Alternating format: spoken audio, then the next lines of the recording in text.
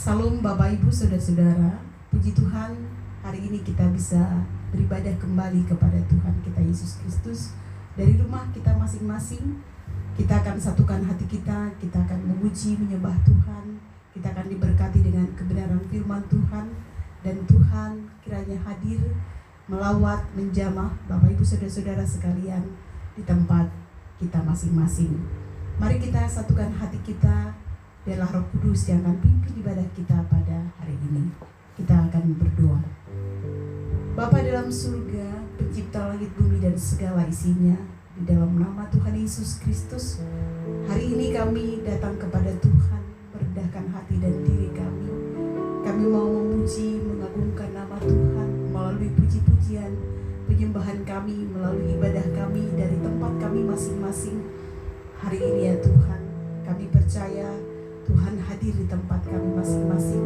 Tuhan akan memberi kekuatan bagi yang lemah. Tuhan akan memberi perguruan bagi yang susah. Tuhan akan menyembuhkan yang sakit. Tuhan akan menyatakan kuasa-Nya di dalam kehidupan kami. Kami mempersembahkan tubuh, jiwa, roh kami bagi hormat kemuliaan nama Tuhan. Ya Roh Kudus, pimpin kami dengan segenap hati, jiwa, roh kami. Kami mau mengagungkan nama Tuhan. Terima kasih Tuhan, kami persembahkan ibadah kami. Bagimulah segala pujian, hormat, syukur dan kemuliaan. Dalam nama Tuhan Yesus, kami mau beribadah kepada Tuhan. Haleluya. Amin. Amin. Kita memuji Tuhan. Ku bersyukur Bapa. Haleluya, haleluya.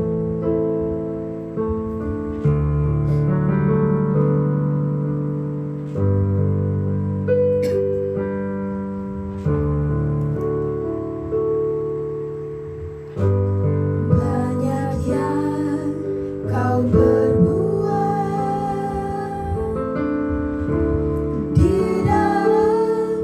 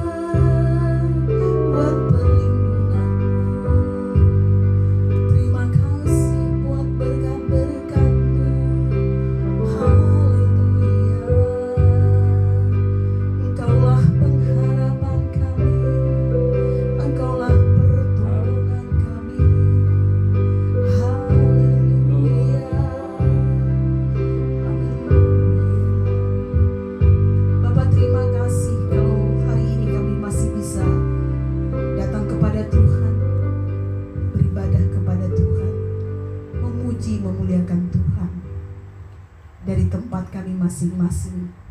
Tetapi kami percaya bahwa Engkau bertahta di atas puji-pujian penyembahan kami, bahwa Engkau hadir di tempat kami berada, bahwa Engkau siap menjamah, melawat, memberkati kami sekalian. Kami juga percaya bahwa Tuhan berkenan dengan ibadah kami ya Tuhan. Tuhan, kami menyerahkan seluruh kehidupan kami. Biarlah Tuhan yang akan tuntun jalan kami. Biarlah Tuhan yang akan menggenapi rancangan dan rencananya di dalam kehidupan kami. Kami sungguh percaya bahwa kasih-Mu ajaib bagi kami. Kasih-Mu sudah menyelamatkan kami di dalam pengorbanan Tuhan Yesus Kristus. Keselamatan jiwa kami adalah harta yang tidak bisa kami nilai dengan apapun ya Tuhan. Untuk itulah kami harus terus bersyukur, layak bersyukur kepada Tuhan, menyembah Tuhan apapun yang terjadi saat ini dalam hidup kami. Karena kami percaya bahwa hidup kami ada di tangan Tuhan. Tuhan akan selalu baik bagi kami. Tuhan menyediakan kebaikan-kebaikannya bagi kami sekalian. Terima kasih Tuhan, kami mohonkan belas kasih-Mu, kami mohonkan rahmat-Mu bagi kami sekalian, agar kami senantiasa terlindung aman sentosa di dalam perlindungan Tuhan. Terima kasih Tuhan, kami serahkan ibadah kami dalam nama Tuhan Yesus Kristus.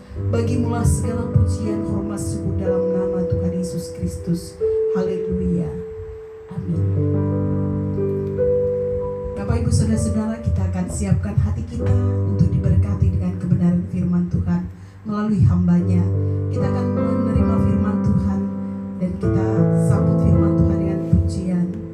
Meskipun tak ku mengerti apa yang ku alami. Haleluya. Kami siap mendengar firman-Mu Tuhan. Kami sediakan hati kami untuk ditaburi oleh firman-Mu ya Tuhan.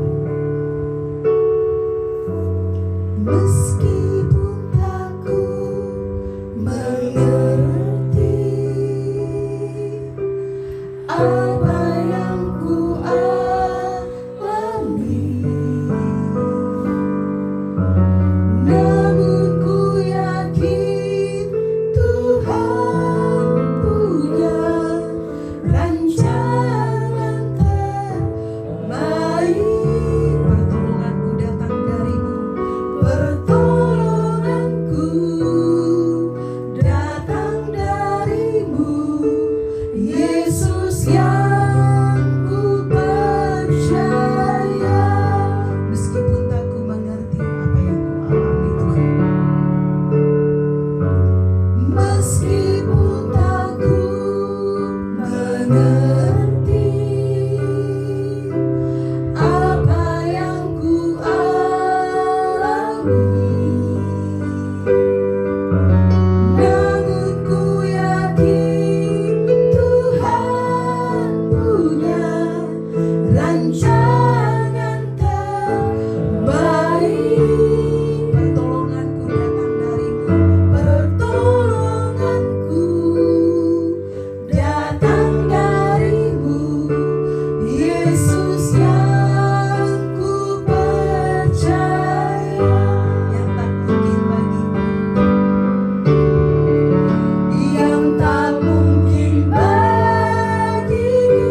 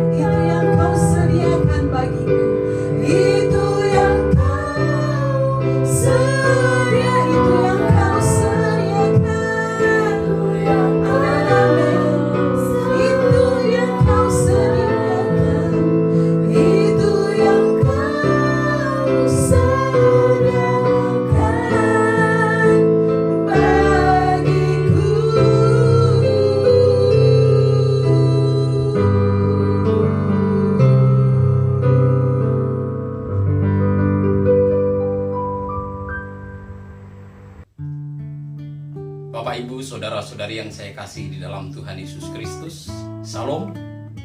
Puji nama Tuhan, kita berjumpa kembali di dalam kasih Tuhan, di dalam ibadah kita, di rumah kita masing-masing. Kita mau mendengarkan kebenaran firman Tuhan. Marilah kita berdoa untuk firman Tuhan yang akan kita dengarkan.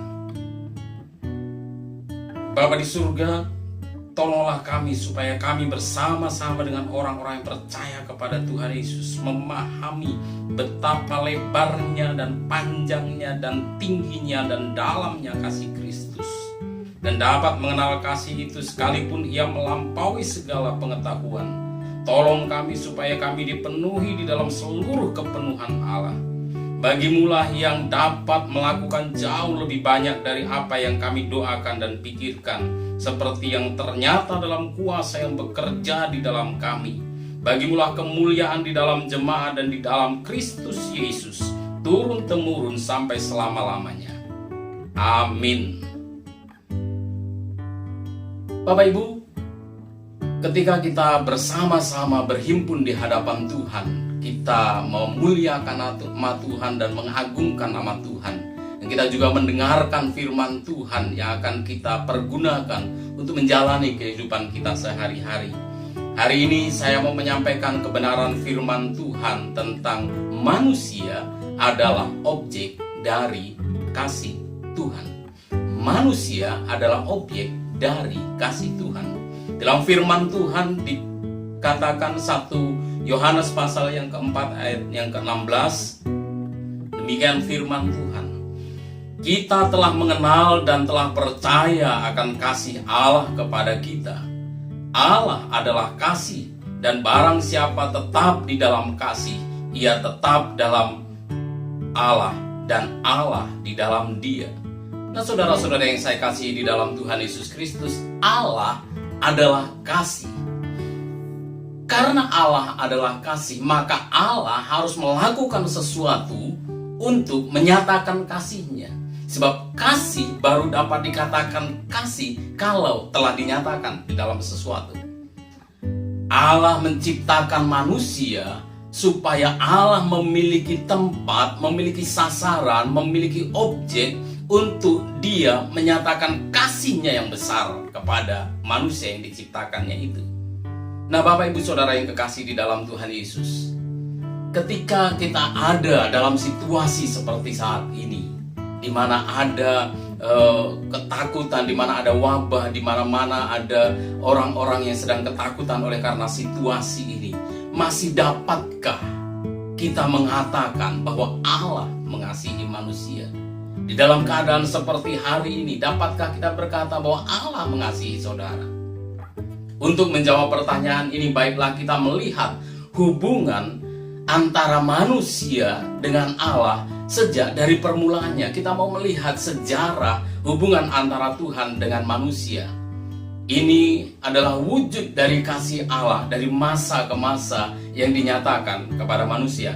Yang pertama, kita akan melihat bahwa Tuhan mengasihi manusia sebelum manusia itu diciptakan. Bahkan sebelum dunia ini dijadikan, Tuhan sudah mengasihi manusia ketika manusia masih ada di dalam pikiran Tuhan, masih ada dalam angan-angan Tuhan. Tuhan bahkan telah menyatakan kasih-Nya kepada manusia. Firman Tuhan di dalam Efesus pasal 1 ayat 4 dikatakan, karena Allah sudah memilih kita sebelum dunia ini diciptakan. Artinya Dia sudah mengasihi kita dan merencanakan supaya kita disucikan dan tidak bersalah di hadapannya oleh karena bersatu dengan Kristus. Jadi jelas bahwa sebelum dunia dijadikan, sebelum manusia diciptakan, Allah telah memikirkan manusia, Allah telah menyatakan kasih-Nya. Hal yang kedua, peristiwa yang kedua, Tuhan mengasihi manusia pada saat manusia itu diciptakan.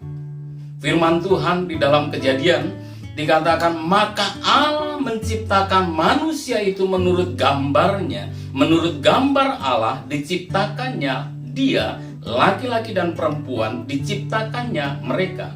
Berfirmanlah Allah, Lihatlah, aku memberikan kepadamu segala tumbuh-tumbuhan yang berbiji di seluruh bumi dan segala pohon-pohonan yang buahnya berbiji, itulah akan menjadi makananmu. Kejadian pasal 1 ayat 27 dan 29. Bapak Ibu Saudara yang saya kasih di dalam Tuhan Yesus Kristus, kata segambar dengan Allah itu bukan berarti bahwa manusia memiliki tubuh seperti Allah, atau Allah memiliki tubuh seperti manusia. Sebab Allah adalah roh dan Dia tidak memiliki tubuh jasmani. Lalu apa? Salah satu arti dari segambar dengan Allah adalah bahwa manusia memiliki kemampuan untuk merespon kasih Allah. Jadi manusia diciptakan dengan kemampuan yang luar biasa untuk dapat merespon kasih Allah. Selain manusia, Tuhan juga menciptakan binatang. Tuhan menciptakan ciptaan-ciptaan yang lain. Tetapi untuk dapat merespon kasih Allah yang besar dengan kemampuannya, Tuhan hanya memberikan itu kepada manusia. Ini dapat kita lihat ketika manusia mencari penolong yang sepadan di antara binatang-binatang yang Tuhan ciptakan. Itu manusia tidak mendapatkan penolong yang sepadan. Tidak ada ciptaan yang lain yang bisa berhubungan baik dengan manusia. Sebab manusia memiliki kemampuan lebih daripada ciptaan lain untuk merespon kasih Allah. Dalam firman Tuhan dikatakan bahwa Allah telah menyatakan kasih-Nya dengan menyediakan makanan di seluruh bumi. Sudah ada tumbuh-tumbuhan, ada pohon-pohonan yang disediakan oleh Tuhan supaya manusia memiliki makanan di sana. Jadi jelas Bapak Ibu Saudara-saudari yang kekasih di dalam Tuhan Yesus Kristus, bahwa manusia diciptakan dengan kemampuan untuk merespon kasih Allah. Karena Tuhan hendak mencurahkan kasih-Nya yang besar itu kepada manusia, maka Dia menciptakan manusia. Hal yang lain yang ketiga, setelah kita tahu bahwa sebelum dunia dijadikan, Tuhan sudah mengasihi manusia. Ketika Allah menciptakan manusia, Tuhan mengasihi manusia. Dan Tuhan juga mengasihi seluruh generasi manusia, termasuk hari ini Bapak Ibu Saudara-saudari sekalian. Ketika Bapak Ibu Saudara-saudari sekalian mendengarkan siaran ini, beribadah bersama-sama di rumah kita masing-masing, ketahuilah bahwa Tuhan mengasihi saudara-saudari sekalian. Tuhan begitu peduli dengan saudara. Tuhan mengasihi manusia sebelum manusia diciptakan, pada saat manusia diciptakan, dan pada saat generasi hari ini. Firman Tuhan di dalam Yeremia pasal 31 ayat yang ketiga demikian. Dari jauh Tuhan menampakkan diri kepadanya. Aku mengasihi engkau dengan kasih yang kekal. Sebab itu aku melanjutkan kasih setiaku kepadamu. Tuhan mengasihi manusia dengan kasih yang kekal. Dan itu artinya dari masa ke masa, dari zaman ke zaman, dari tempo dulu sebelum kita mengetahui segala sesuatu, Tuhan sudah mengasihi, dan sampai kekal selama-lamanya Tuhan juga mengasihi. Tuhan mengasihi manusia. Saudara yang kekasih di dalam Tuhan Yesus Kristus, engkau mendengarkan firman Tuhan dan mulai engkau bertanya-tanya di dalam hatimu, tetapi orang tuaku sendiri tidak menginginkan keberadaanku di muka bumi. Kelahiranku sendiri tidak disenangi oleh orang tuaku. Dengarkan Bapak Ibu Saudara-saudari sekalian. Orang tua boleh saja tidak peduli, tidak menginginkan kelahiranmu, tapi Tuhan sangat peduli dan menginginkan keberadaanmu di muka bumi. Dan Tuhan mau menyatakan kasih-Nya kepada saudara sekalian. Mungkin saudara yang lain berkata, tetapi ya aku memiliki keterbatasan fisik. Aku orang yang memiliki kesulitan sedemikian rupa karena aku disabilitas. Adakah orang yang berani mengatakan bahwa Tuhan mengasihi aku padahal aku tidak seperti orang lain? Dengar saudara, Allah tidak terganggu dengan keberadaanmu. Allah adalah Allah yang mengasihi engkau. Dia sanggup melaksanakan rencananya di dalam kehidupanmu.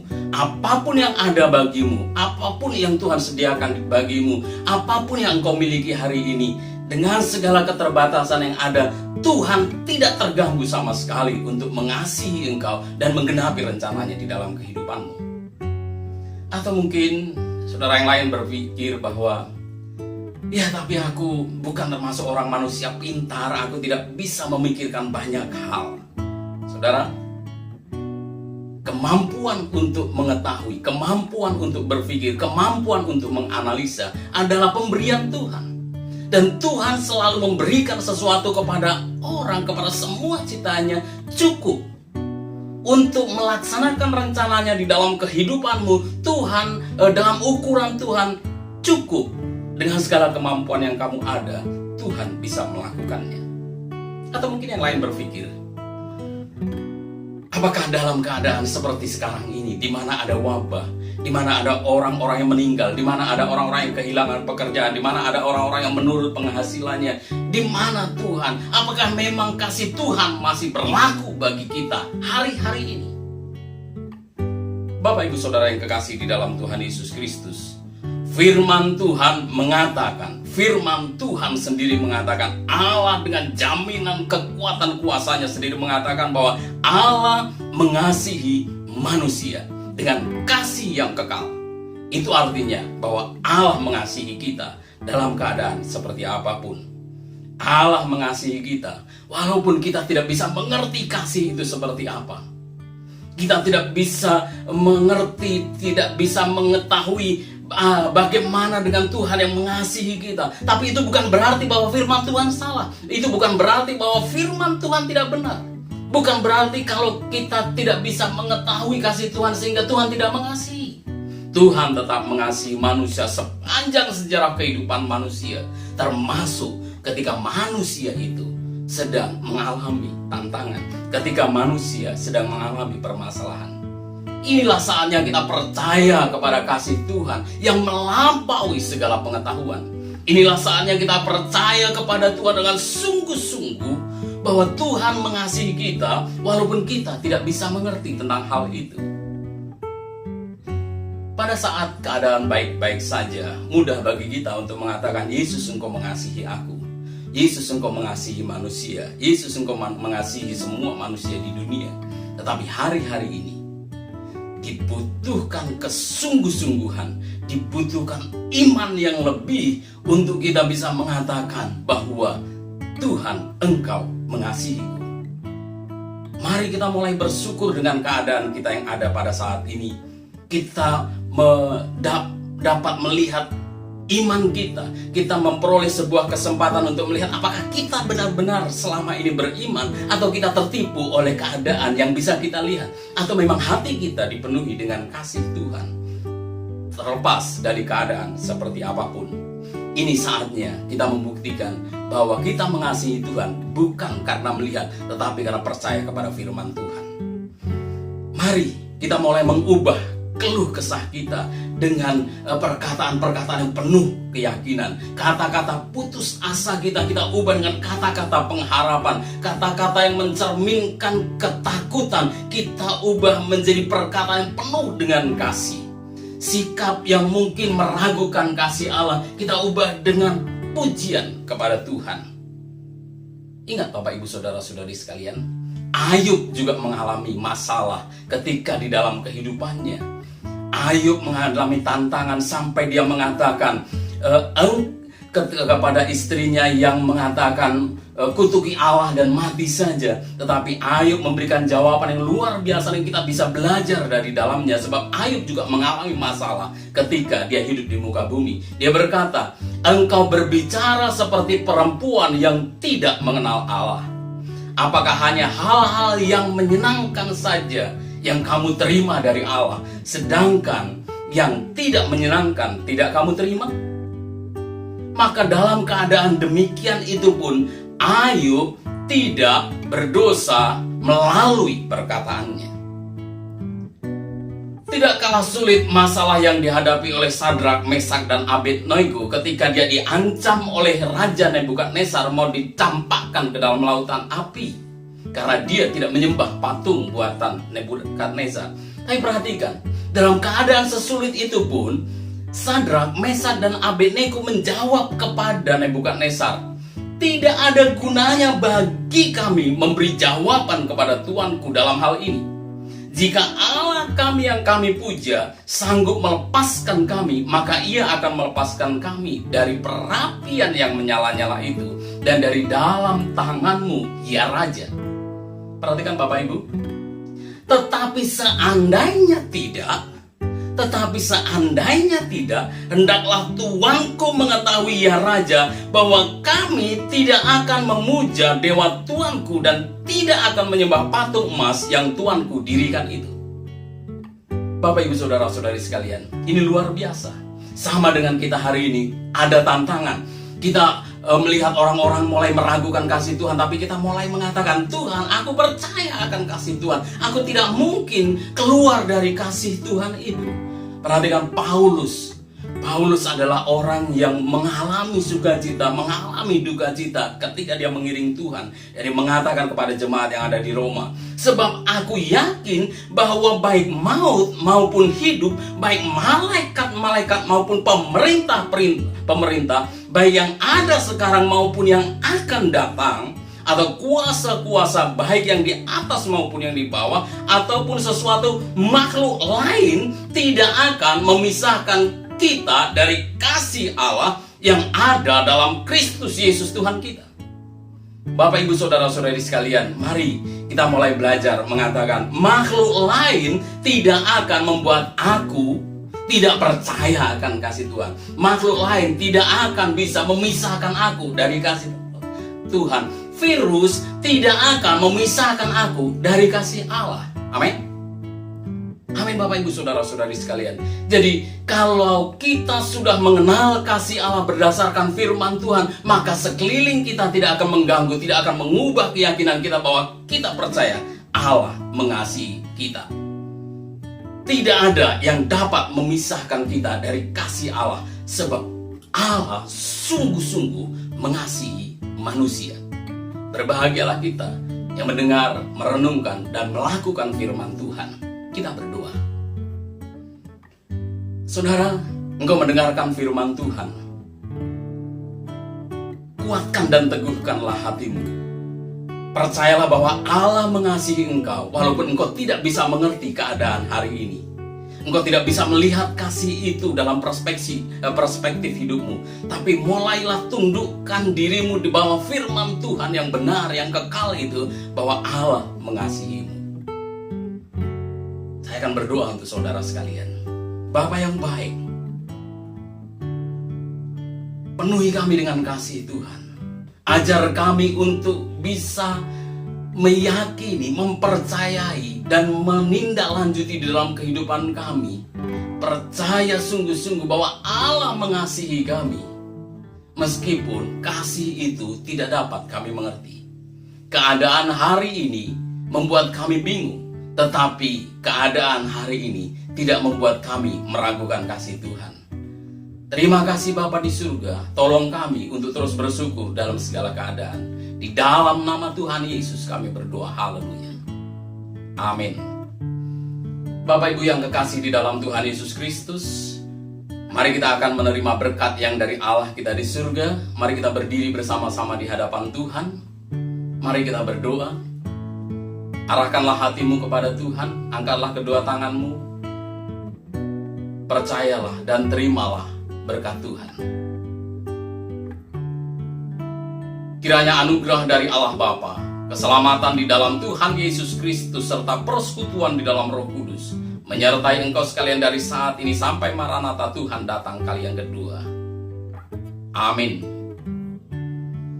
Amin. Selamat berhari Minggu. Tuhan Yesus memberkati.